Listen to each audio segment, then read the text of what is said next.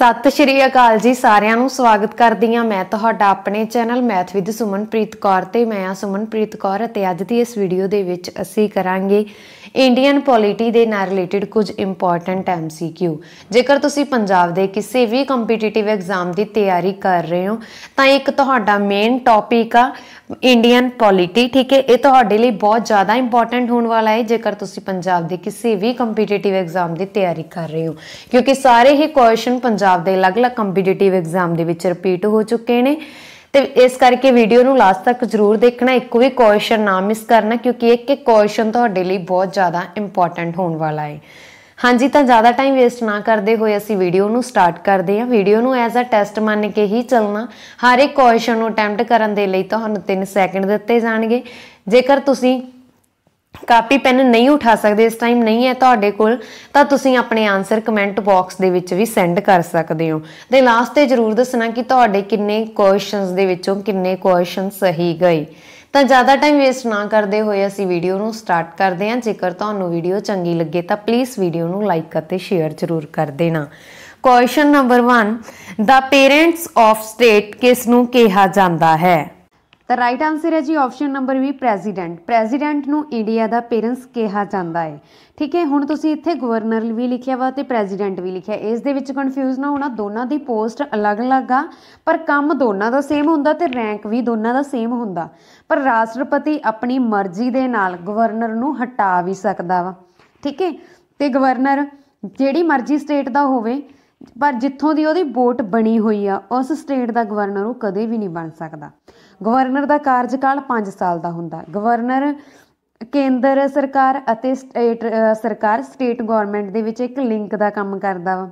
वो एक तो वध स्टेट का गवर्नर भी बन सकता वा, ये तुसीं याद रखना। तो इंडिया का पेरेंट्स कहा जाता वा प्रेजिडेंट नूं। हुण प्रेजिडेंट ते गवर्नर दे विच कन्फ्यूज ना होना। गवर्नर ऑफ पंजाब ये किहदे तहत आउंदा वा? आर्टिकल 152 के तहत आउंदा वा, ठीक है। ये तुसीं याद रखना। हाँ जी, अगे देखो, गवर्नर बनने वास्ते घट्टो घट्ट जिहड़ी उम्र आ वो 35 साल की होनी चाहिए है, ये भी इंपॉर्टेंट, इहनूं याद रखना। नैक्सट क्वेश्चन, भारतीय संविधान के कुल किन्ने पेज हैं? हाँ जी, वेरी वेरी इंपॉर्टेंट क्वेश्चन कि भारतीय संविधान के कुल किन्ने पेज हैं। तो राइट आंसर है जी ऑप्शन नंबर डी 232। भारतीय संविधान के 232 पेज आ। नैक्सट क्वेश्चन, दिल्ली नूं भारत की राजधानी किस संशोधन के अंतर्गत घोषित किया गया सी? हाँ जी, दिल्ली नूं भारत की राजधानी संशोधन 69 के अंतर्गत घोषित किया गया सी। सकता वा स्टूडेंट पॉइंट ऑफ व्यू तो तुहाडे लिए क्वेश्चन इंपॉर्टेंट आ कि दिल्ली भारत की राजधानी कदों बनी। देखो, सब तो पहला दिल्ली की जिहड़ी भारत की जो राजधानी थी, इंडिया की कैपीटल सी, वो सी कोलकाता। तो 1911 दे विच घोषणा हुई कि इंडिया की कैपीटल कोलकाता तो दिल्ली ट्रांसफर होवेगी। उस तो बाद 1927 दे विच नवी दिल्ली नाम दिता गया। दिल्ली नूं जो नवी दिल्ली नाम दिता गया ना 1927 च दिता गया। तो फाइनली 13 फरवरी 1931 नूं न्यू दिल्ली इंडिया की कैपीटल बनी, ठीक है। नेक्स्ट क्वेश्चन, किसी स्टेट का बॉर्डर घटाउण जां वधाउण दी पावर किस दे कोल हुंदी आ? हाँ जी, किसी स्टेट का जिहड़ा बॉर्डर आ वो घटाउण जां वधाउण दी पावर किहदे कोले हुंदी आ? तो राइट आंसर है जी ऑप्शन नंबर बी संसद। संसद दे कोल हुंदी आ बॉर्डर नूं। हुण देखो, सुप्रीम कोर्ट जां गवर्नर का काम तो नहीं गा, ठीक है। इत्थे सॉरी सुप्रीम कोर्ट आ गया, इत्थे राष्ट्रपति आउणा सी, ठीक है। ऑप्शन दे विच राष्ट्रपति मैं PDF ठीक करके फिर तुहानूं सेंड कर देवांगी टैलीग्राम च। हाँ जी, राष्ट्रपति किसी स्टेट का बॉर्डर नूं घटाउण जां वधाउण दा काम हुंदा वा संसद दा, ये तुसीं याद रखना, ठीक है। संसद option number B is the right answer. हुण तुसीं देखो, संसद संसद शब्द आ जिहड़ा ये पार्लीमेंट तो लिया वा, ठीक है। तो ये 2 भाग हुंदे आ, एक हुंदा राज सभा ते दूजा हुंदा लोक सभा। हुण जिहड़ा संसद आ ये आर्टिकल किहड़े आर्टिकल दे विच आउंदा वा? 79 दे विच, ठीक है। नैक्सट क्वेश्चन है जी, राज सभा कदों बनाई गई सी?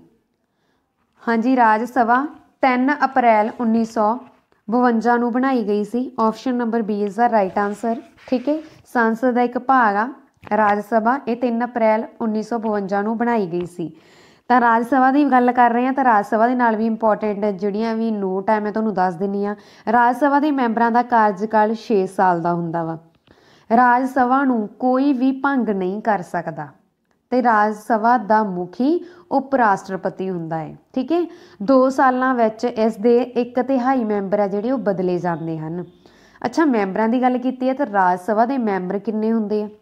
ਰਾਜ ਸਭਾ ਦੀਆਂ ਜਿਹੜੀਆਂ ਟੋਟਲ ਸੀਟਾਂ ਵਾ ਉਹ 250 ਹੁੰਦੀਆਂ, ਉਹਦੇ ਵਿੱਚੋਂ 238 ਆ ਜਿਹੜੀਆਂ ਇਹ ਤਾਂ ਸਿਲੈਕਟਡ ਹੁੰਦੀਆਂ ਵਾ, ਤੇ ਜਿਹੜੀਆਂ 12 ਸੀਟਾਂ ਵਾ 12 ਸੀਟਾਂ ਨੂੰ ਰਾਸ਼ਟਰਪਤੀ ਨੋਮੀਨੇਟ ਕਰਦਾ ਵਾ, ਤੇ ਰਾਸ਼ਟਰਪਤੀ ਨੋਮੀਨੇਟ ਕਰਦਾ ਵਾ, ਪਰ ਜਿਹੜੇ ਇਹ 12 ਬੰਦੇ ਨੋਮੀਨੇਟ ਕੀਤੇ ਜਾਂਦੇ ਆ ਇਹ ਕਿਸੇ ਵੀ ਕੰਮ ਦੇ ਵਿੱਚ ਮਾਹਿਰ ਹੋਣੇ ਚਾਹੀਦੇ ਆ, ਕਿਸੇ ਵੀ ਕਿੱਤੇ ਦੇ ਵਿੱਚ ਕਿਸੇ ਵੀ ਪੋਸਟ 'ਤੇ ਹੋਣੇ ਚਾਹੀਦੇ ਆ। ਠੀਕ ਹੈ, ਤੇ ਹੁਣ ਤੁਹਾਨੂੰ ਕੁਐਸਚਨ ਇਹ ਵੀ ਆ ਸਕਦਾ ਕਿ ਸਭ ਤੋਂ ਵੱਧ ਰਾਜ ਸਭਾ ਦੀਆਂ ਸੀਟਾਂ ਕਿੱਥੇ ਆ? ਤਾਂ ਸਭ ਤੋਂ ਵੱਧ ਰਾਜ ਸਭਾ ਦੀਆਂ ਸੀਟਾਂ ਯੂਪੀ ਦੇ ਵਿੱਚ ਆ। ਯੂਪੀ 'ਚ ਕਿੰਨੀਆਂ ਸੀਟਾਂ ਵਾ? 31 ਆ। ਇਹ ਵੀ ਤੁਸੀਂ ਯਾਦ ਰੱਖਣਾ। ਨੈਕਸਟ ਕੁਐਸਚਨ ਹੈ ਜੀ, ਹਾਂਜੀ, ਰਾਜ ਸਭਾ ਨੂੰ ਸੰਸਦ ਦਾ ਉੱਚਾ ਸਦਨ ਕਿਹਾ ਜਾਂਦਾ, ਇਹ ਤੁਸੀਂ ਯਾਦ ਰੱਖਣਾ। ਤੇ ਰਾਜ ਸਭਾ ਨੂੰ ਉੱਚਾ ਸਦਨ ਤਾਂ ਕਿਹਾ ਜਾਂਦਾ, ਇਹਦੇ ਨਾਲ ਹੀ ਰਾਜ ਸਭਾ ਨੂੰ ਪਰਮਾਨੈਂਟ ਹਾਊਸ ਵੀ ਕਿਹਾ ਜਾਂਦਾ ਵਾ, ਅੱਪਰ ਹਾਊਸ ਵੀ ਕਿਹਾ ਜਾਂਦਾ ਵਾ। ਠੀਕ ਹੈ, ਤੇ ਰਾਜ ਸਭਾ ਦਾ ਪਹਿਲਾ ਜਿਹੜਾ ਪ੍ਰਧਾਨ ਸੀਗਾ ਉਹ ਕੌਣ ਸੀਗਾ? ਰਾਜ ਸਭਾ ਦਾ ਪਹਿਲਾ ਪ੍ਰਧਾਨ ਸੀ, ਇਹ ਕੁਐਸਚਨ ਇੰਪੋਰਟੈਂਟ ਆ, ਪਹਿਲਾ ਵਾ ਜਿਹੜਾ ਇੰਪੋਰਟੈਂਟ ਹੁੰਦਾ ਵਾ। ਰਾਜ ਸਭਾ ਦਾ ਪਹਿਲਾ ਪ੍ਰਧਾਨ ਡਾਕਟਰ M ਰਾਧਾ ਕ੍ਰਿਸ਼ਨਨ ਸੀ। ਠੀਕ ਹੈ, ਤੇ ਰਾਜ ਸਭਾ ਨੂੰ ਕਾਉਂਸਲ ਆਫ ਸਟੇਟ ਵੀ ਕਿਹਾ ਜਾਂਦਾ ਹੈ। ਤੇ ਪਹਿਲਾ ਡਿਪਟੀ ਚੇਅਰਮੈਨ ਕੌਣ ਸੀ ਰਾਜ ਸਭਾ ਦਾ? ਸ਼੍ਰੀ S.V. ਕ੍ਰਿਸ਼ਨਾ ਮੂਰਤੀ। ਇਹ ਕਦੋਂ ਬਣਿਆ ਸੀਗਾ? 31 ਮਈ 1952 ਨੂੰ। ਇਹ ਵੀ ਤੁਸੀਂ ਯਾਦ ਰੱਖਣਾ। ਐਟ ਪ੍ਰੈਜ਼ੈਂਟ ਚੇਅਰਮੈਨ ਕੌਣ ਨੇ ਰਾਜ ਸਭਾ ਦੇ? ਤਾਂ ਮੈਂ ਤੁਹਾਨੂੰ ਦੱਸਿਆ ਸੀ ਕਿ ਰਾਜ ਸਭਾ ਦੇ ਚੇਅਰਮੈਨ ਉਪ ਰਾਸ਼ਟਰਪਤੀ ਹੁੰਦੇ ਆ, ਤੇ ਸਾਡੇ ਉਪ ਰਾਸ਼ਟਰਪਤੀ ਕੌਣ ਨੇ? M Venkaiah Naidu. Next question, ਕੀ ਯੂਟੀ ਦੇ ਮੈਂਬਰ ਰਾਜ ਸਭਾ ਦੇ ਵਿੱਚ ਹੁੰਦੇ ਹਨ? ਯੂਟੀ ਮਤਲਬ ਕੇਂਦਰ ਸ਼ਾਸਿਤ ਪ੍ਰਦੇਸ਼। ਠੀਕ ਹੈ, ਕੇਂਦਰ ਸ਼ਾਸਿਤ ਪ੍ਰਦੇਸ਼ ਦੇ ਮੈਂਬਰ ਆ ਜਿਹੜੇ ਉਹ ਰਾਜ ਸਭਾ ਦੇ ਵਿੱਚ ਹੁੰਦੇ ਨੇ। ਤਾਂ ਇਸ ਕੁਐਸਚਨ ਦਾ ਰਾਈਟ ਆਨਸਰ ਹੋਵੇਗਾ ਯੈਸ, ਹਾਂ ਹੁੰਦੇ ਨੇ। ਪਰ ਹੁੰਦੇ ਕਿਹਦੇ ਆ? 2 ਦੇ। ਠੀਕ ਹੈ, 2 ਦੇ ਹੁੰਦੇ ਆ। ਦੇਖੋ, ਯੂਟੀ ਯਾਨੀ ਕਿ ਯੂਨੀਅਨ ਟੈਰੀਟੋਰੀ, ਕੇਂਦਰ ਸ਼ਾਸਿਤ ਪ੍ਰਦੇਸ਼, ਜਿਸ ਵਿੱਚ ਕੇਂਦਰ ਸਰਕਾਰ ਦੀ ਹੀ ਚੱਲਦੀ ਆ। ਠੀਕ ਹੈ, 2 ਸਟੇਟਾਂ ਦੇ ਮੈਂਬਰ ਹੀ ਰਾਜ ਸਭਾ ਵਿੱਚ ਚੁਣੇ ਜਾਂਦੇ ਆ, ਇਹ ਵੀ ਤੁਸੀਂ ਯਾਦ ਰੱਖਣਾ। ਕਿਹੜੀਆਂ ਸਟੇਟਾਂ ਦੇ ਚੁਣੇ ਜਾਂਦੇ ਆ? 2 ਯੂਟੀਆਂ ਦੇ ਮੈਂਬਰ ਹੀ ਚੁਣੇ ਜਾਂਦੇ ਆ। ਕਿਹੜੀਆਂ ਦੇ ਚੁਣੇ ਜਾਂਦੇ ਆ? ਦਿੱਲੀ ਅਤੇ ਪਾਂਡੂਚੇਰੀ ਦੇ। ਠੀਕ ਹੈ, ਦਿੱਲੀ ਅਤੇ ਪਾਂਡੂਚੇਰੀ ਦੇ ਮੈਂਬਰ ਆ ਜਿਹੜੇ ਉਹੀ ਚੁਣੇ ਜਾਂਦੇ ਆ ਰਾਜ ਸਭਾ ਦੇ ਵਿੱਚ। ਤਾਂ 2 ਹੀ ਯੂਟੀ ਆ ਜਿਸ ਵਿੱਚ ਵੋਟਾਂ ਪੈਂਦੀਆਂ ਨੇ, ਦਿੱਲੀ ਅਤੇ ਪਾਂਡੂਚੇਰੀ, ਤੇ ਇਹਨਾਂ ਦੇ ਮੈਂਬਰ ਹੀ ਰਾਜ ਸਭਾ ਦੇ ਵਿੱਚ ਚੁਣੇ ਜਾਂਦੇ ਆ, ਇਹ ਤੁਸੀਂ ਯਾਦ ਰੱਖਣਾ। ਹਾਂਜੀ, ਨੈਕਸਟ ਕੁਐਸਚਨ ਹੈ, ਜੰਮੂ ਕਸ਼ਮੀਰ ਦੇ ਵਿੱਚ ਨਾਗਰਿਕਤਾ ਪ੍ਰਾਪਤ ਕਰਨ ਦੇ ਲਈ ਕਿੰਨੇ ਸਾਲ ਰਹਿਣਾ ਲਾਜ਼ਮੀ ਹੈ? ਹਾਂਜੀ, ਜੰਮੂ ਕਸ਼ਮੀਰ ਦੇ ਵਿੱਚ ਦੇਖੋ ਦੋ ਢੰਗ ਆ। ਕਿਹੜੇ ਆ? ਇੱਕ ਤਾਂ ਹੈ ਕਿ ਜੰਮੂ ਕਸ਼ਮੀਰ ਦੇ ਵਿੱਚ ਨਾਗਰਿਕਤਾ ਪ੍ਰਾਪਤ ਕਰਨ ਦੇ ਲਈ ਕਿੰਨੇ ਸਾਲ ਰਹਿਣਾ ਲਾਜ਼ਮੀ ਆ, ਤਾਂ ਇਹਦਾ ਰਾਈਟ ਆਨਸਰ ਆ ਆਪਸ਼ਨ ਨੰਬਰ C, 15 ਸਾਲ ਜਾਂ 7 ਸਾਲ। ਹੁਣ ਤੁਸੀਂ ਸੋਚ ਰਹੇ ਹੋ ਕਿ ਇਹਨਾਂ 'ਚੋਂ ਇੱਕ ਕਿੱਦਾਂ ਆਊਗਾ। ਹੁਣ ਦੇਖੋ, ਮੈਂ ਇਹ ਆਪਸ਼ਨ ਤੁਹਾਨੂੰ ਇੱਥੇ ਦੱਸਣ ਲਈ ਹੀ ਐਡ ਕੀਤੀ ਆ ਕਿ ਜੇਕਰ ਤੁਸੀਂ 10th ਪਾਸ ਜੰਮੂ ਕਸ਼ਮੀਰ ਤੋਂ ਕੀਤੀ ਆ ਤਾਂ ਉੱਥੋਂ ਦਾ ਵਸਨੀਕ ਬਣਨ ਦੇ ਲਈ ਤੁਹਾਨੂੰ ਉੱਥੇ 7 ਸਾਲ ਹੀ ਰਹਿਣਾ ਪਵੇਗਾ। ਠੀਕ ਹੈ, ਪਰ ਜੇਕਰ ਤੁਸੀਂ 10th ਪਾਸ ਨਹੀਂ ਕੀਤੀ, ਮੰਨ ਲਓ ਤੁਸੀਂ ਅੱਜ ਜਾ ਕੇ ਰਹਿਣਾ ਵਾ, ਤਾਂ ਤੁਹਾਨੂੰ 15 ਸਾਲ ਰਹਿਣਾ ਪਵੇਗਾ ਜੰਮੂ ਕਸ਼ਮੀਰ ਦੇ ਵਿੱਚ, ਫਿਰ ਹੀ ਤੁਸੀਂ ਜੰਮੂ ਕਸ਼ਮੀਰ ਦੇ ਨਾਗਰਿਕ ਬਣ ਸਕਦੇ ਹੋ। ਹਾਂਜੀ, ਜੰਮੂ ਕਸ਼ਮੀਰ ਨੂੰ ਜਦੋਂ ਕੇਂਦਰ ਸ਼ਾਸਿਤ ਪ੍ਰਦੇਸ਼ ਘੋਸ਼ਿਤ ਕੀਤਾ ਗਿਆ ਸੀ, ਉਸ ਸਮੇਂ ਇਸ ਦੇ ਪਹਿਲੇ ਲੈਫਟੀਨੈਂਟ ਗਵਰਨਰ ਕੌਣ ਸੀ? ਗਿਰੀਸ਼ ਚੰਦਰ ਮਰਮੂ। ਤੇ ਕਦੋਂ ਬਣੇ ਸੀਗੇ? 31 ਅਕਤੂਬਰ 2019 ਦੇ ਵਿੱਚ, ਇਹ ਵੀ ਤੁਸੀਂ ਯਾਦ ਰੱਖਣਾ। ਠੀਕ ਹੈ, ਤੇ ਐਟ ਪ੍ਰੈਜ਼ੈਂਟ ਕੌਣ ਨੇ ਲੈਫਟੀਨੈਂਟ ਗਵਰਨਰ? ਮਨੋਜ ਸਿਨਹਾ। ਤੇ ਇਹ ਕਦੋਂ ਬਣੇ ਆ? ਇਹ 7 ਅਗਸਤ 2020 ਨੂੰ ਬਣੇ ਆ। ਠੀਕ ਹੈ, ਨੈਕਸਟ ਕੁਐਸਚਨ, ਉਹ ਕਿਹੜੀ ਰਿਟ ਹੈ ਜਿਸ ਵਿੱਚ ਗ੍ਰਿਫਤਾਰ ਕੀਤਾ ਹੋਇਆ ਮੁਜ਼ਲਿਮ 24 ਆਵਰਸ ਦੇ ਵਿੱਚ ਪੇਸ਼ ਕਰਨਾ ਹੁੰਦਾ ਹੈ, ਯਾਨੀ ਕਿ 24 ਘੰਟਿਆਂ ਦੇ ਵਿੱਚ ਪੇਸ਼ ਕਰਨਾ ਹੁੰਦਾ ਹੈ। ਤਾਂ ਇਸ ਕੁਐਸਚਨ ਦੇ ਵਿੱਚ ਸਭ ਤੋਂ ਪਹਿਲਾਂ ਅਸੀਂ ਜੇ ਆਪਸ਼ਨ A ਦੀ ਗੱਲ ਕਰੀਏ, ਇਹ ਆਪਸ਼ਨ A ਦੇ ਵਿੱਚ ਤੁਹਾਨੂੰ ਦਿੱਤਾ ਹੋਇਆ ਕਿਊ ਬ੍ਰਾਂਟੋ। ਤਾਂ ਇਹਦੇ ਵਿੱਚ ਕੀ ਆ, ਜਦੋਂ ਕੋਈ ਬੰਦਾ ਕਿਸੇ ਹੋਰ ਦੀ ਸੀਟ 'ਤੇ ਬੈਠਾ ਹੋਵੇ ਜਿਹੜਾ ਉਸ ਸੀਟ ਦਾ ਹੱਕਦਾਰ ਨਾ ਹੋਵੇ। ਮੰਨ ਲਓ ਜਿਵੇਂ ਤੁਸੀਂ FCA ਦਾ ਪੇਪਰ ਦੇ ਰਹੇ ਹੋ ਅਤੇ ਕੋਈ ਬੰਦਾ ਜਿਹੜਾ ਪੈਸੇ ਦੇ ਕੇ ਭਰਤੀ ਹੋ ਜਾਂਦਾ ਹੈ, ਠੀਕ ਹੈ, ਆਪਣੇ ਪੈਸਿਆਂ ਦੇ ਦਮ 'ਤੇ ਭਰਤੀ ਹੋ ਜਾਂਦਾ ਅਤੇ ਉਹਦੀ ਅੱਗੇ ਜਾ ਕੇ ਸ਼ਿਕਾਇਤ ਹੋ ਜਾਂਦੀ ਆ, ਤਾਂ ਉਸ ਟਾਈਮ ਜਿਹੜਾ ਸੁਪਰੀਮ ਕੋਰਟ ਜਾਂ ਹਾਈ ਕੋਰਟ ਵੱਲੋਂ ਫੈਸਲਾ ਕੀਤਾ ਜਾਂਦਾ ਵਾ ਉਹ ਇਸ ਦੇ ਅੰਡਰ ਆਉਂਦਾ ਵਾ, ਕਿਊ ਬ੍ਰਾਂਟੋ ਦੇ ਅੰਡਰ। ਠੀਕ ਹੈ, ਅੱਗੇ ਸੈਕਿੰਡ ਤੁਹਾਨੂੰ ਆਪਸ਼ਨ ਦਿੱਤੀ ਹੋਈ ਆ ਮੈਂਡਾਮਸ। ਮੈਂਡਾਮਸ ਦੇ ਵਿੱਚ ਕੀ ਆ, ਕੋਈ ਬੰਦਾ ਸਰਕਾਰੀ ਅਹੁਦੇ ਦੇ ਉੱਪਰ ਤਾਂ ਹੈ ਪਰ ਕਿਸੇ ਦੀ ਗੱਲਬਾਤ ਨਹੀਂ ਸੁਣਦਾ। ਠੀਕ ਹੈ, ਸਰਕਾਰੀ ਅਹੁਦੇ ਤੇ ਬੈਠ ਕੇ ਆਪਣੀ ਮਨਮਰਜ਼ੀ ਕਰਦਾ ਤਾਂ ਉਹ ਆਉਂਦਾ ਇਸ ਇਹਦੇ ਹੇਠਾਂ ਆਪਸ਼ਨ ਬੀ ਹੈ ਜਿਹੜੀ ਤੁਹਾਡੀ ਮੈਂਡਾਮਸ। ਤੇ ਫਿਰ ਉਸ ਤੋਂ ਬਾਅਦ ਆ ਗਿਆ ਰਾਈਟ ਆਫ ਸਰਟੇਰੀ। ਇਹਦੇ ਵਿੱਚ ਕੀ ਆਉਂਦਾ ਵਾ, ਹਾਂਜੀ ਇੱਥੇ ਗਲਤ ਆਪਸ਼ਨ ਐਡ ਹੋਈ ਆ, ਰਾਈਟ ਆਫ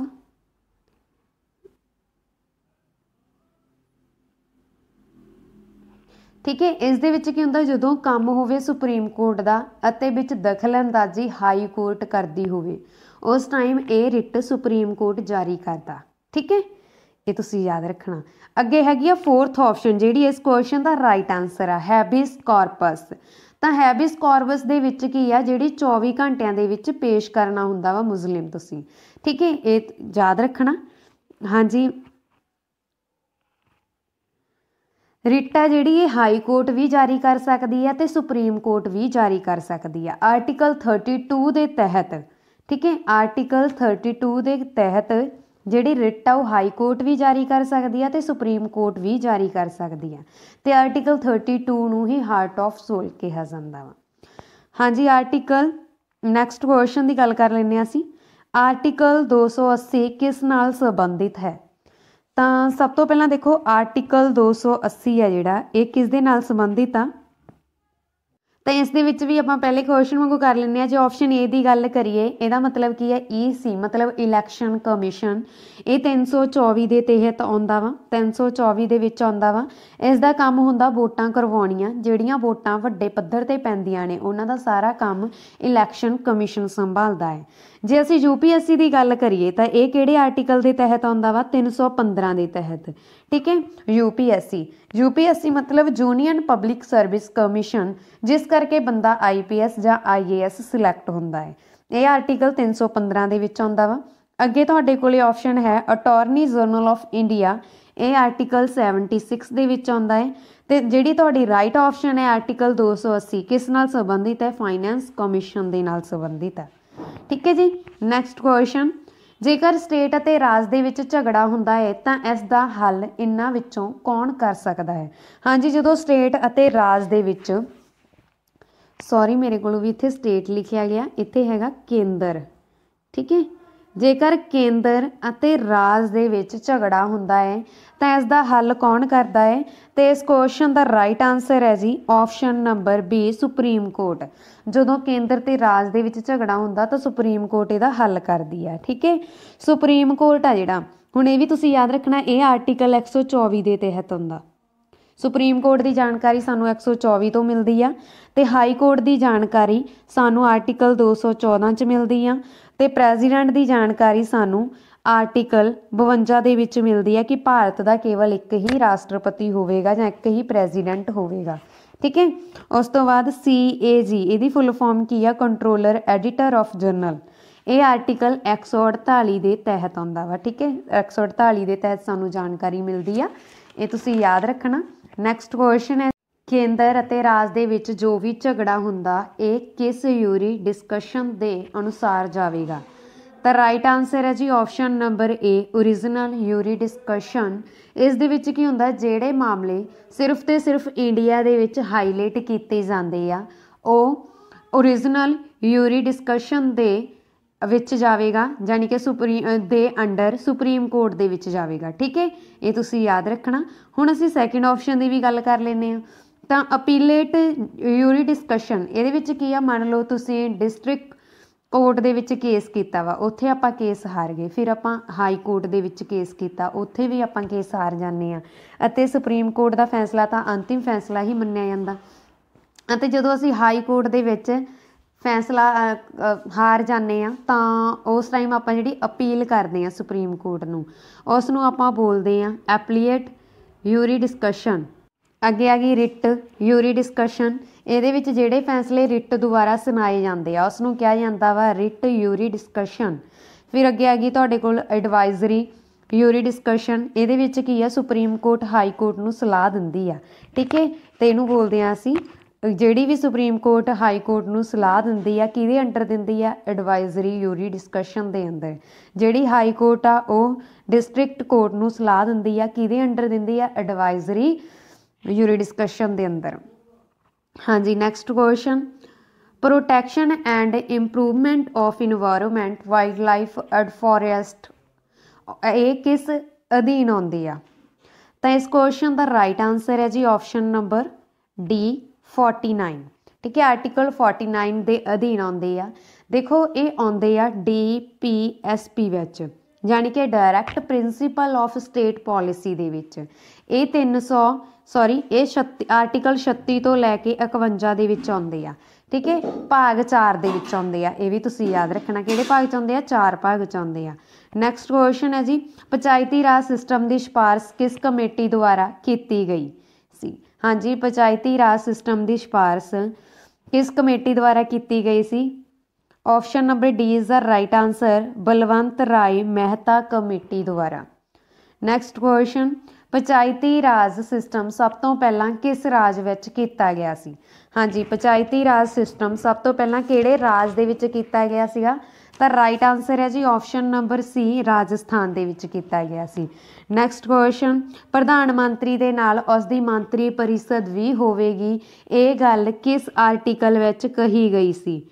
तो इस क्वेश्चन राइट आंसर है जी ऑप्शन नंबर बी 74। हाँ जी, प्रधानमंत्री दे नाल उसदी मंत्री परिषद भी होवेगी, ये गल आर्टिकल 74 दे विच कही गई है।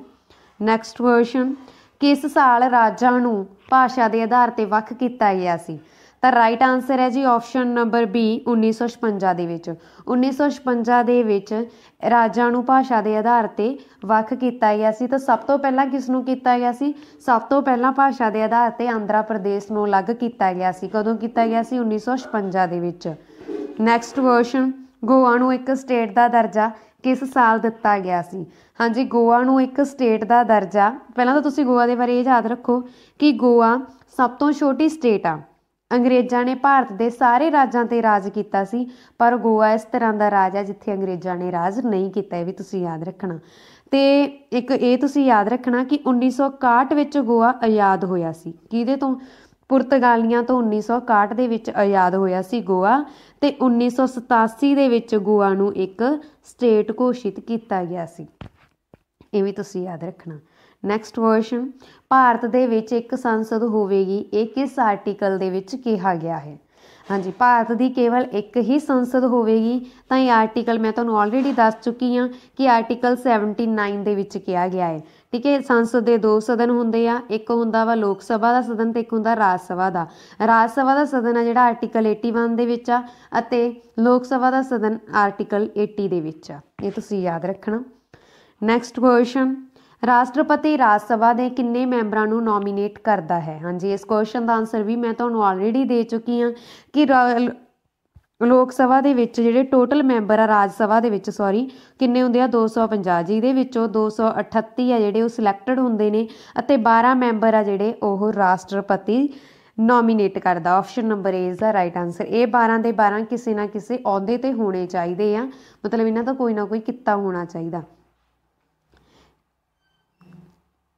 नैक्सट क्वेश्चन है जी, पंचायती राज सिस्टम कदों लागू होया सी? हाँ जी, पंचायती राज सिस्टम सब तो पहला 1959 दे विच लागू होया सी। 1959 दे विच कदों होया सी, कित्थे होया सी? राजस्थान दे विच। नैक्सट क्वेश्चन, संविधान अते संशोधन करन दी शक्ति किस दे कोल हुंदी है? हाँ जी, संविधान दे विच होना इत्थे, संविधान दे विच संशोधन करन दी शक्ति पार्लीमेंट दे कोल हुंदी है, यानी कि संसद दे कोल हुंदी है। इहनूं संसद कहने असीं पंजाबी दे विच। नैक्सट क्वेश्चन, इन्हां विचों किहड़ी एमरजेंसी है जिस नूं ज़्यादा तो ज़्यादा 3 साल लई लगाया जा सकता है? ठीक है, तो सब तो पहलां तुसीं देखो 3 एमरजेंसी हुंदियां वा, किहड़ियां-किहड़ियां हुंदियां? फाइनैंशियल एमरजेंसी, नैशनल एमरजेंसी ते स्टेट एमरजेंसी। ते इन्हां दे विचों स्टेट एमरजेंसी आ जिसनों ज़्यादा तो ज़्यादा 3 साल के लिए लगाया जा सकता है। Option number C is the right answer. जिहड़ी स्टेट एमरजेंसी है किहड़े आर्टिकल के अंडर आउंदी आ? 356 दे विच। फाइनैंशियल एमरजेंसी के बारे जानकारी सानूं 360 दे विच मिलदी आ, ते नैशनल एमरजेंसी के बारे जानकारी सानूं 352 आर्टिकल दे विच मिलदी आ। जिहड़ा साडा फर्स्ट एमरजेंसी है वो हैगी है नैशनल एमरजेंसी, अते सैकेंड एमरजेंसी साडी हैगी है स्टेट वाली ठीक है, स्टेट एमरजेंसी, ਅਤੇ थर्ड हैगी आ फाइनैंशियल एमरजेंसी, ये भी तुसीं याद रखना। नैक्सट क्वेश्चन, किस साल ਇਹ ਮਤਾ ਪੇਸ਼ ਕੀਤਾ ਗਿਆ ਸੀ ਕਿ ਭਾਰਤੀ ਸੰਵਿਧਾਨ ਦੇ ਵਿੱਚ ਕੋਈ ਵੀ ਬਾਹਰੀ ਦੇਸ਼ ਦਖਲ ਅੰਦਾਜ਼ੀ ਨਹੀਂ ਕਰ ਸਕਦਾ? ਤਾਂ ਰਾਈਟ ਆਨਸਰ ਹੈ ਜੀ ਆਪਸ਼ਨ ਨੰਬਰ ਬੀ 1936 ਦੇ ਵਿੱਚ। 1936 ਦੇ ਵਿੱਚ ਇਹ ਮਤਾ ਪੇਸ਼ ਕੀਤਾ ਗਿਆ ਸੀ ਕਿ ਭਾਰਤੀ ਸੰਵਿਧਾਨ ਦੇ ਵਿੱਚ ਕੋਈ ਵੀ ਬਾਹਰਲਾ ਦੇਸ਼ ਆ ਜਿਹੜਾ ਉਹ ਦਖਲ ਅੰਦਾਜ਼ੀ ਨਹੀਂ ਕਰ ਸਕਦਾ। ਨੈਕਸਟ ਕੁਐਸਚਨ ਹੈ ਜੀ, ਇਹਨਾਂ ਵਿੱਚੋਂ ਕਿਸ ਕੋਲ ਪਾਵਰ ਹੈ ਕਿ ਉਹ ਫੰਡਾਮੈਂਟਲ ਰਾਈਟਸ ਅਤੇ ਲੀਗਲ ਰਾਈਟ 'ਤੇ ਰਿਟ ਜਾਰੀ ਕਰ ਸਕਦਾ ਹੈ? ਤਾਂ ਸਭ ਤੋਂ ਪਹਿਲਾਂ ਦੇਖੋ ਤੁਸੀਂ, ਜਿਹੜੀ ਸੁਪਰੀਮ ਕੋਰਟ ਆ, ਜੇ ਅਸੀਂ ਸੁਪਰੀਮ ਕੋਰਟ ਦੀ ਗੱਲ ਕਰੀਏ, ਇਹ ਇਕੱਲੀ ਫੰਡਾਮੈਂਟਲ ਰਾਈਟ 'ਤੇ ਹੀ ਰਿਟ ਜਾਰੀ ਕਰ ਸਕਦੀ ਹੈ, ਇਕੱਲੀ ਫੰਡਾਮੈਂਟਲ 'ਤੇ, ਇਹ ਲੀਗਲ ਰਾਈਟ 'ਤੇ ਨਹੀਂ ਕਰ ਸਕਦੀ। ਪਰ ਇੱਥੇ ਤਾਂ ਸਾਡੇ ਕੋਲ ਲੀਗਲ ਰਾਈਟ ਵੀ ਨਾਲ ਲਿਖਿਆ ਵਾ, ਠੀਕ ਹੈ, ਤਾਂ ਇਹਦਾ ਮਤਲਬ ਕੋਈ ਇੱਕ ਆਪਸ਼ਨ ਆਵੇਗੀ, ਪਰ ਹੁਣ ਸੁਪਰੀਮ ਕੋਰਟ ਤਾਂ ਨਹੀਂ ਆਵੇਗੀ ਕਿਉਂਕਿ ਇਕੱਲੀ ਫੰਡਾਮੈਂਟਲ 'ਤੇ ਹੀ ਰਿਟ ਜਾਰੀ ਕਰ ਸਕਦੀ ਆ। ਤੇ ਹਾਈ ਕੋਰਟ ਫੰਡਾਮੈਂਟਲ 'ਤੇ ਵੀ ਰਿਟ ਜਾਰੀ ਕਰ ਸਕਦੀ ਆ ਅਤੇ ਲੀਗਲ ਰਾਈਟਸ 'ਤੇ ਵੀ ਰਿਟ ਜਾਰੀ ਕਰ ਸਕਦੀ ਹੈ, ਯਾਨੀ ਕਿ option number B is the right answer. ਠੀਕ ਹੈ, ਜਿਹੜੀ ਲੀਗਲ ਰਾਈਟ ਦੀ ਪਾਵਰ ਆ ਉਹ ਸਿਰਫ ਅਤੇ ਸਿਰਫ ਹਾਈ ਕੋਰਟ ਕੋਲ ਹੁੰਦੀ ਹੈ, ਇਹ ਤੁਸੀਂ ਯਾਦ ਰੱਖਣਾ। ਹਾਂਜੀ, ਰਿਟ ਆਰਟੀਕਲ 32 ਦੇ ਤਹਿਤ ਹੀ ਜਾਰੀ ਕੀਤੀ ਜਾਂਦੀ ਹੈ। ਆਰਟੀਕਲ 32 ਦੇ ਤਹਿਤ ਲੀਗਲ ਰਾਈਟ ਦੇ ਵਿੱਚ ਆਰਟੀਕਲ 31 ਰਾਈਟ ਟੂ ਪ੍ਰੋਪਰਟੀ ਨਾਲ ਸੰਬੰਧਿਤ ਆ। ਠੀਕ ਹੈ, ਕਦੇ ਨਾਲ? ਰਾਈਟ ਟੂ ਪ੍ਰੋਪਰਟੀ ਦੇ ਨਾਲ, ਜਿਸ ਨੂੰ ਸੰਪत्ति ਦਾ ਅਧਿਕਾਰ ਵੀ ਕਿਹਾ ਜਾਂਦਾ ਹੈ। ਇਸ ਵਿੱਚ ਇਹ ਕੱਢ ਕੇ, ਇਹਦੇ ਵਿੱਚੋਂ ਕੱਢ ਕੇ ਹੀ 300A ਦੇ ਵਿੱਚ ਦਰਜ ਕਰ ਦਿੱਤਾ ਗਿਆ, 300A ਆਰਟੀਕਲ ਦੇ ਵਿੱਚ। ਠੀਕ ਹੈ, ਤਾਂ ਲੀਗਲ ਰਾਈਟ 'ਤੇ ਹਾਈ ਕੋਰਟ ਰਿਟ ਪੇਸ਼ ਕਰ ਸਕਦੀ ਹੈ, ਇਹ ਤੁਸੀਂ ਯਾਦ ਰੱਖਣਾ। ਨੈਕਸਟ ਕੁਐਸਚਨ ਹੈ ਜੀ, ਕਿਸ ਪਾਵਰ ਦੇ ਅੰਤਰਗਤ ਰਾਸ਼ਟਰਪਤੀ ਵੀਟੋ ਪਾਵਰ ਨਾਲ ਦੁਬਾਰਾ ਸੋਚਣ 'ਤੇ ਜਾਂ ਰੀਥਿੰਕਿੰਗ ਦੇ ਲਈ ਭੇਜ ਸਕਦਾ ਹੈ? ਹਾਂਜੀ, ਜਿਹੜੀ ਵੀਟੋ ਪਾਵਰ ਆ, ਕਿਸ ਰਿਟ 'ਤੇ ਜਾਂ ਕਿਸ ਪਾਵਰ 'ਤੇ ਅੰਤਰਗਤ ਰਾਸ਼ਟਰਪਤੀ ਵੀਟੋ ਪਾਵਰ ਨਾਲ ਦੁਬਾਰਾ ਸੋਚਣ 'ਤੇ ਰੀਥਿੰਕਿੰਗ ਦੇ ਲਈ ਭੇਜ ਸਕਦਾ ਵਾ? ਤਾਂ ਰਾਈਟ ਆਨਸਰ ਹੈ ਜੀ ਆਪਸ਼ਨ ਨੰਬਰ ਏ ਸਸਪੈਂਸਿਵ ਵੀਟੋ। ਇਹਦੇ ਵਿੱਚ ਕੀ ਆ ਕਿ ਜਿਸ ਦੁਆਰਾ ਲਿਖੀ ਗਈ ਹੁੰਦੀ ਆ ਉਹ, ਠੀਕ ਹੈ, ਰਿਟ ਆ ਜਿਹੜੀ, ਉਹਦੇ ਬਾਰੇ ਮਤਲਬ ਕਿ ਜਿਹਦੇ ਬਾਰੇ ਉਹਨੇ ਕਹਿਣਾ ਹੋਵੇ ਕਿ ਇਸ ਨੂੰ ਦੁਬਾਰਾ ਪੜ੍ਹਨ ਦੀ ਲੋੜ ਆ ਜਾਂ ਫਿਰ ਇੱਕ ਵਾਰੀ ਫਿਰ ਤੋਂ ਸੋਚ ਲਿਆ ਜਾਵੇ, ਤਾਂ ਉਹ ਇਸ 'ਤੇ ਅੰਡਰ ਆਉਂਦਾ ਵਾ। ਇੱਕ ਹੁੰਦਾ ਐਬਸੋਲੂਟ ਵੀਟੋ, ਇਹ ਕੀ ਹੈ? ਜਦੋਂ ਬਿੱਲ ਕੈਂਸਲ ਹੋ ਜਾਂਦਾ ਵਾ ਇਹਦੇ ਵਿੱਚ, ਠੀਕ ਹੈ, ਉਹਨੂੰ ਬੋਲਦੇ ਆ। ਅਤੇ ਪੋਕਿਟ ਵੀਟੋ ਕਿਹਨੂੰ ਬੋਲਦੇ ਆ? ਜਦੋਂ ਬਿੱਲ 'ਤੇ ਕੋਈ ਵੀ ਫੈਸਲਾ ਨਹੀਂ ਹੁੰਦਾ, ਉਹ ਫੜ ਕੇ ਆਪਣੀ ਜੇਬ 'ਚ ਪਾ ਲੈਂਦਾ ਪਰ ਕੋਈ ਵੀ ਫੈਸਲਾ ਨਹੀਂ ਕਰਦਾ ਰਾਸ਼ਟਰਪਤੀ, ਉਸ ਟਾਈਮ ਵਰਤਿਆ ਜਾਂਦਾ। ਨੈਕਸਟ ਕੁਐਸਚਨ ਹੈ ਜੀ, ਇਹਨਾਂ ਦੇ ਵਿੱਚੋਂ ਕਿਹੜਾ ਵਿਅਕਤੀ ਸਪੀਕਰ ਬਣਦਾ ਹੈ? ਹਾਂਜੀ, ਸਪੀਕਰ ਹੁਣ ਤੁਹਾਨੂੰ ਪਤਾ ਹੈ ਕਿ ਲੋਕ ਸਭਾ ਦੇ ਵਿੱਚੋਂ, ਲੋਕ ਸਭਾ ਦੇ ਮੈਂਬਰਾਂ ਦੇ ਵਿੱਚੋਂ ਹੀ ਸਪੀਕਰ ਬਣਾਇਆ ਜਾਂਦਾ ਹੈ, ਤਾਂ option number D is the right answer. Member of ਲੋਕ ਸਭਾ ਦੇ ਮੈਂਬਰਾਂ ਦੇ ਵਿੱਚੋਂ ਹੀ ਕਿਸੇ ਇੱਕ ਨੂੰ ਸਪੀਕਰ ਅਪੁਆਇੰਟ ਕੀਤਾ ਜਾਂਦਾ ਵਾ। ਠੀਕ ਹੈ, ਇਹ ਤੁਸੀਂ ਯਾਦ ਰੱਖਣਾ। ਨੈਕਸਟ ਕੁਐਸਚਨ ਹੈ ਜੀ, ਸੰਵਿਧਾਨ ਦੇ ਅਨੁਸਾਰ ਇਹਨਾਂ ਵਿੱਚੋਂ ਕਿਸ ਦੇ ਕੋਲ ਐਕਸੀਕਿਊਟਿਵ ਪਾਵਰ ਹੁੰਦੀ ਆ? ਤਾਂ ਐਕਸੀਕਿਊਟਿਵ ਪਾਵਰ ਦਾ ਮਤਲਬ ਕੀ ਹੁੰਦਾ? ਪਹਿਲਾਂ ਤਾਂ ਤੁਸੀਂ ਦੇਖੋ, ਸਿਸਟਮ ਚਲਾਉਣ ਦੀ ਪਾਵਰ। ਠੀਕ ਹੈ, ਸੰਵਿਧਾਨ ਦੇ 3 ਹਿੱਸੇ ਹੁੰਦੇ ਆ, ਇੱਕ ਹੁੰਦਾ ਲੈਕਚਰ, ਠੀਕ ਹੈ, ਲੈਕਚਰਲ, ਅਤੇ ਇੱਕ ਹੁੰਦਾ ਐਗਜ਼ੀਕਿਊਟ, ਜਿਹੜਾ ਅਸੀਂ ਦੱਸ ਚੁੱਕੇ ਹਾਂ ਇਹ ਵਾਲਾ, ਠੀਕ ਹੈ, ਅਤੇ ਇੱਕ ਹੁੰਦਾ ਵਾ ਯੂਰੀਸਰੀ। ਅਤੇ ਜਿਹੜੇ ਰੂਲ ਬਣਾਉਂਦੇ ਆ ਉਹ ਤਾਂ ਹੁੰਦਾ ਪਹਿਲੇ ਦੇ ਵਿੱਚ, ਠੀਕ ਹੈ, ਲੈਕਚਰ ਦੇ ਵਿੱਚ, ਅਤੇ ਜਿਹੜੀ ਹੁੰਦੀ ਆ ਐਗਜ਼ੀਕਿਊਟ, ਇਹਦੇ ਵਿੱਚ ਕੀ ਹੁੰਦਾ ਵਾ? ਐਕਸੀਕਿਊਟ ਬੋਲ ਸਕਦੇ ਆ ਇਹਨੂੰ, ਠੀਕ ਹੈ, ਐਕਸੀਕਿਊਟਿਵ, ਅਤੇ ਐਕਸੀਕਿਊਟਿਵ ਦੇ ਵਿੱਚ ਆਉਂਦਾ ਜਿਹੜੇ ਸਿਸਟਮ ਚਲਾਉਂਦੇ ਆ, ਅਤੇ ਥਰਡ ਹੁੰਦਾ ਯੂਰੀਸਰੀ, ਜਿਹੜੇ ਫੈਸਲੇ ਸੁਣਾਉਂਦੇ ਆ, ਇਹ ਤੁਸੀਂ ਯਾਦ ਰੱਖਣਾ। ਅਤੇ ਹੁਣ ਸੰਵਿਧਾਨ ਦੇ ਅਨੁਸਾਰ ਇਹਨਾਂ ਦੇ ਵਿੱਚੋਂ ਕਿਹਦੇ ਕੋਲ ਐਕਸੀਕਿਊਟਿਵ ਪਾਵਰ ਹੁੰਦੀ ਹੈ? ਪ੍ਰੈਜ਼ੀਡੈਂਟ ਕੋਲ ਹੁੰਦੀ ਹੈ, option number A is the right answer. Next question, ਲੋਕ ਸਭਾ ਦਾ ਸਪੀਕਰ ਆਪਣਾ ਅਸਤੀਫਾ ਕਿਸ ਨੂੰ ਦਿੰਦਾ ਹੈ? ਹਾਂਜੀ, ਅੱਜ ਦੀ ਵੀਡੀਓ ਨਾ ਸਿਰਫ FCI ਬਲਕਿ ਹਰ ਇੱਕ ਪੇਪਰ ਦੇਣ ਵਾਲੇ ਸਟੂਡੈਂਟਸ ਦੇ ਲਈ ਇੰਪੋਰਟੈਂਟ ਆ, ਅਤੇ ਉਮੀਦ ਕਰਦੀ ਹਾਂ ਕਿ ਤੁਹਾਨੂੰ ਇਹ ਵੀਡੀਓ ਜ਼ਰੂਰ ਵਧੀਆ ਲੱਗ ਰਹੀ ਹੋਵੇਗੀ, ਤਾਂ ਪਲੀਜ਼ ਵੀਡੀਓ ਨੂੰ ਲਾਈਕ ਅਤੇ ਸ਼ੇਅਰ ਜ਼ਰੂਰ ਕਰ ਦੇਣਾ। ਹਾਂਜੀ, ਦੇਖੋ, ਮੈਂ ਤੁਹਾਨੂੰ ਇੱਕ ਤਰ੍ਹਾਂ ਨਾਲ ਇੰਨੀ ਮਿਹਨਤ ਦੇ ਨਾਲ PDF ਬਣਾ ਕੇ ਪੜ੍ਹਾ ਰਹੀ ਹਾਂ, ਤਾਂ ਇਹਦੇ ਵਿੱਚ ਸਿਰਫ ਮੈਂ ਤੁਹਾਨੂੰ ਤੋਂ ਇਹੀ ਮੰਗਦੀ ਹਾਂ ਕਿ ਜਿੰਨਾ ਹੋ ਸਕੇ ਮੇਰੇ ਚੈਨਲ ਨੂੰ ਵੱਧ ਤੋਂ ਵੱਧ ਸਬਸਕ੍ਰਾਈਬ ਕਰਾਇਆ ਜਾਵੇ ਅਤੇ ਵੱਧ ਤੋਂ ਵੱਧ ਸਟੂਡੈਂਟਸ ਮੇਰੇ ਚੈਨਲ ਦੇ ਨਾਲ ਜੋੜੇ ਜਾਣ, ਤਾਂ ਵੀ ਉਹ ਵੀ ਆਪਣਾ ਪੜ੍ਹ ਕੇ ਪੇਪਰ ਦੇ ਸਕਣ। ਹਾਂਜੀ, ਲੋਕ ਸਭਾ ਸਪੀਕਰ ਆਪਣਾ ਅਸਤੀਫਾ ਕਿਸ ਨੂੰ ਦਿੰਦਾ ਹੈ? ਤਾਂ ਇਸ ਕੁਐਸਚਨ ਦਾ ਰਾਈਟ ਆਨਸਰ ਹੈ option number B deputy speaker ਨੂੰ। ਹੁਣ देखो लोक सभा के स्पीकर की गल हुई है, इत्थे तुहानूं मैं याद रखने का ढंग सिखाउंदी हां। जिद्दां आपां गल करिए प्रैजीडेंट की, प्रैजीडेंट यानी कि राष्ट्रपति, राष्ट्रपति अपना अस्तीफा उप राष्ट्रपति नूं दिंदा, सेम उदां ही उप राष्ट्रपति अपना अस्तीफा राष्ट्रपति नूं दिंदा वा। ठीक है, यही प्रोसैस हुंदा स्पीकर का। स्पीकर आपदा अस्तीफा डिप्टी स्पीकर नूं दिंदा वा ते डिप्टी स्पीकर अपना अस्तीफा स्पीकर नूं दिंदा वा। नैक्सट क्वेश्चन, नीति आयोग का चेयरमैन कौन हुंदा है? हाँ जी, नीति आयोग का चेयरमैन प्राइम मिनिस्टर हुंदा है। सब तो पहला देखो नीति आयोग बारे जिन्नियां भी मैं वीडियो बनाई मैं एक अद्धी बारी तो क्वेश्चन आउंदा ही आउंदा ते मैं हरेक बार दसदी हां कि जिहड़ा भी मौजूदा प्राइम मिनिस्टर होवेगा भारत का उही नीति आयोग का चेयरमैन होवेगा। ते नीति आयोग का नीति आयोग का वाइस चेयरमैन कौन आ? अमिताभ कांत, जिहड़े कि एक IAS ऑफिसर आ। 6 जनवरी 2015 ਨੂੰ नीति आयोग बनाई गई सी, ये भी तुसीं याद रखना। नैक्सट क्वेश्चन है जी, सब तो पहला योजना आयोग सी, उहदे तो ही नीति आयोग बनाई गई आ, हुण योजना आयोग नहीं रही। नीति आयोग बनाई किहने आ? प्रधानमंत्री नरेंद्र मोदी ने। हाँ जी, नैक्सट क्वेश्चन दे विच गिवन है, इन्हां विचों किहड़ी पहली महिला है जो सुप्रीम कोर्ट दे विच जज बनी सी? हाँ जी, सुप्रीम कोर्ट दे विच जज बनी सी सब तो पहली महिला Fatima Beevi. Option number C is the right answer. कदों बनी सी? 1999 दे विच, ये तुसीं याद रखना। नैक्सट क्वेश्चन है जी, इन्हां विचों किस दे वोट नूं डिसीव वोट दे नाम नाल जाणिया जांदा है? हाँ जी, तो इस क्वेश्चन का राइट आंसर है डिसीव वोट के नाम नाल जानिया जाता है स्पीकर नूं। Option number A is the right answer. Next question, वो पहली महिला का नाम दसो जो चीफ जस्टिस बनी सी हाई कोर्ट की। हाँ जी, चीफ जस्टिस ऑफ इंडिया किहड़ी महिला बनी सी सब तो पहला? तो इस क्वेश्चन का राइट आंसर है ऑप्शन नंबर डी, लीला सैठ। नैक्सट क्वेश्चन, जदों भारत नूं 1947 दे विच आज़ादी मिली सी तां उस समय ब्रिटेन दे विच किहड़ी सरकार सी? हाँ जी, जदों भारत नूं 1947 दे विच आज़ादी मिली सी उस समय ब्रिटेन दे विच सरकार सी लेबर पार्टी दी। Option number B is the right answer. Next question, इन्हां विचों संविधान की सौं कौन व्यक्ति चुकदा है? हाँ जी, सौं तो हरेक ने ही चुकनी हुंदी है जिवें तुहानूं पता है। तो इन्हां दे विचों जिहड़ी संविधान की सौं आ कौन चकदा वा? हुण देखो प्राइम मिनिस्टर तो नहीं चुकूगा, उहदा तो संविधान नाल संविधान दे विच जरूर उहदी पोस्ट है पर संविधान नाल तो उहदा कोई लैणा देना नहीं। ठीक है, तो संविधान नाल किहदा हुंदा वा? जज दा हुंदा वा। ठीक है, तो चीफ जस्टिस ऑफ इंडिया वा जिहड़े इस संविधान की सौं चुकदे आ। नैक्सट क्वेश्चन है जी, भारतीय नागरिकता दे लई जो संशोधन होवेगा उस दी शक्ति किस दे कोल हुंदी है? हाँ जी, भारतीय नागरिकता दे लई जिहड़ा संशोधन हुंदा वा उस दी शक्ति हुंदी है संसद कोले, यानी कि पार्लीमेंट कोले। नैक्सट क्वेश्चन, इन्हां विचों किस हाई कोर्ट दे विच सब तो ज़्यादा जज बैठते हैं?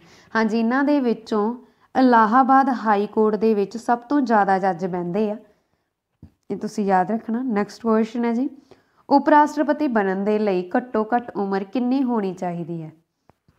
उप राष्ट्रपति बनन दे लई घट्टो घट्ट उम्र 35 साल की होनी चाहिए है। इस तो इलावा प्रैजीडेंट बनन दे लई भी ते गवर्नर बनन दे लई भी उम्र 35 साल की ही होनी चाहिए है। राज सभा का मैंबर बनन लई उम्र 30 साल की होनी चाहिए है। विधान परिषद और लोक सभा का मैंबर बनन लई उम्र 25 साल की होनी चाहिए है। पंचायती मैंबर बनन दे लई उम्र 21 साल की होनी चाहिए है।